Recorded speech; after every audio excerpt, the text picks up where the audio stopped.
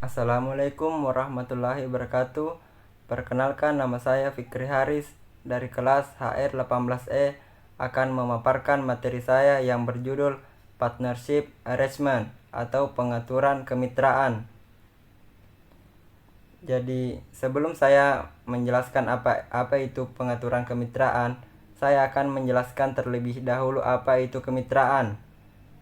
Partnership atau kemitraan adalah suatu jenis bisnis yang mana terdapat suatu perjanjian formal yang terjadi antara dua orang atau lebih yang dibuat dan juga disepakati untuk bisa menjadi rekan pemilik, saling melakukan pendistribusian tanggung jawab untuk bisa menjalankan organisasi dan berbagai pendapat ataupun kerugian yang terjadi dalam bisnis. Selanjutnya yaitu B. Jenis mitra di dalam kemitraan. 1. General and Limited Partners. General Partners atau kemitraan umum adalah pihak yang melakukan pengaturan kemitraan, melakukan operasional sehari-hari, dan melakukan tanggung jawab atau seluruh yang terjadi pada bisnis usahanya. Yang kedua, partner beda tingkat. Arti dari tingkatan dalam hal ini adalah seperti mitra senior dan junior. Titel tersebut bisa memberikan perbedaan dalam hak kewajiban, tugas, dan berbagai hak yang dimiliki oleh setiap mitra. Bagian C. Cara kerjanya kemitraan. Cara kerja dari kemitraan ini tentunya berbeda-beda, tergantung pada jenis kemitraan tersebut. Seperti yang sebelumnya sudah kita sebutkan bersama-sama. Ada kemitraan yang diwajibkan seluruh pihak yang mempunyai hak, tanggung jawab, juga tugas yang sama. Bagian D. Karakteristik kemitraan. 1. Kontrak atau formasi.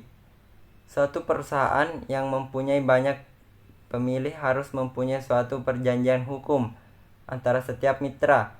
Jadi harus ada kontrak kemitraan untuk mendirikan perusahaan kemitraan.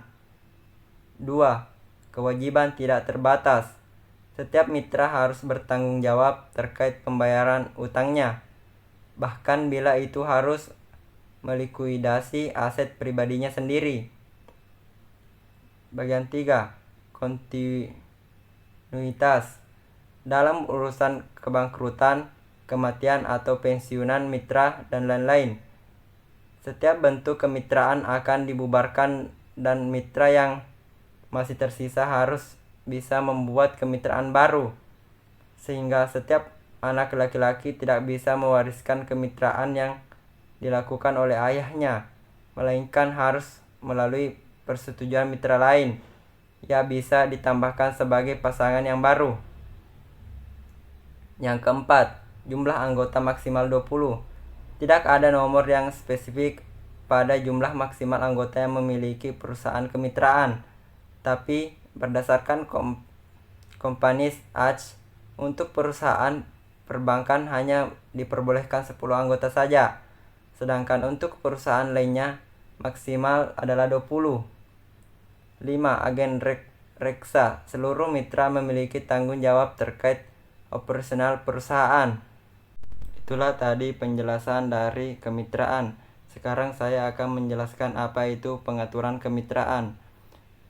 Pandangan strategi berbasis sumber daya juga menekankan keuntungan potensial dari lebih banyak kerjasama antar organisasi.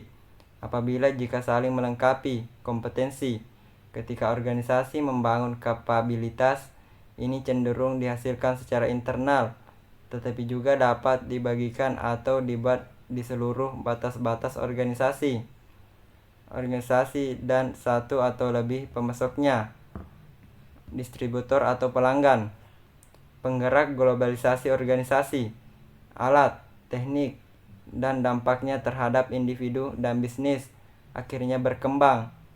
Proposisi nilai bagi karyawan yang membawa serta kebutuhan untuk memberikan yang efektif, sehingga komunikasi pada perspektif global mengelola situasi konflik yang kompleks melalui revolusi, bertindak sebagai advokat karyawan dalam skala global, dan menciptakan strategi yang melibatkan karyawan senior dan komitmen terhadap bisnis.